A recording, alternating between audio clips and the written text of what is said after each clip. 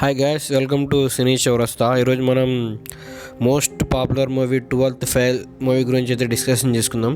ఇది అక్టోబర్లో రిలీజ్ అయిందనమాట థియేటర్లో. ఇప్పుడు డిజ్నీ ప్లస్ హాట్స్టార్లో ఓటీటీలో ఉంది. గైస్, ఇది ఎక్కువ పేదరికాన్ని అధిగమించి ఇండియన్ పోలీస్ సర్వీస్ ఆఫీసర్గా మారిన మనోజ్ కుమార్ శర్మ నిజ జీవిత కథ అనమాట. ట్రూ బేస్డ్ స్టోరీ అన్నట్టు. ఈ మూవీ చూసిన తర్వాత నాకైతే ఎక్సలెంట్ మూవీ అనిపించింది. 2023లో వచ్చిన one of the best movie అనమాట 12th ఫెయిల్. మరి థియేటర్లో ఎందుకు అంత ఆదరణ పొందలేదేమో కానీ ఓటీటీలో మాత్రం అదరగొడుతుంది. ఇప్పుడు చాలామంది ఫేవరెట్ లిస్ట్లో ఈ మూవీ చేరిపోయిందనమాట.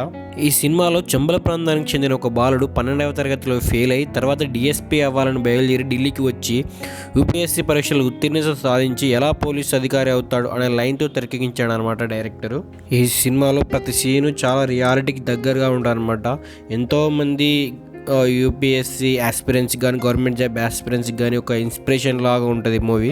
చాలా హై లెవెల్ ఎమోషన్స్ ఉంటాయి అండ్ ఈ సినిమాలో ప్రతి ఒక్కరు చాలా బాగా యాక్ట్ చేశారనమాట.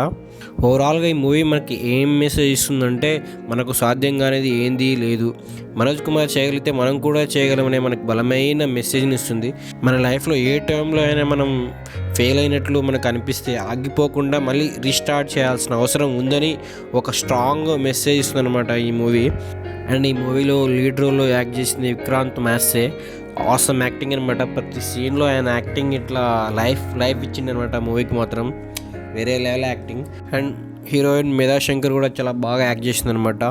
అండ్ డైరెక్టర్ వినోద్ చోప్రా మాత్రం వేరే లెవెల్ డైరెక్షన్ అండ్ మూవీ మాత్రం ఫెంటాస్టిక్గా తీసిండు. ఇది ఇవాల్టి మూవీ గురించి నా పాయింట్ ఆఫ్ వ్యూ. మళ్ళీ మంచి కంటెంట్తో మళ్ళీ నెక్స్ట్ వీడియోతో మళ్ళీ కలుద్దాం. బాయ్.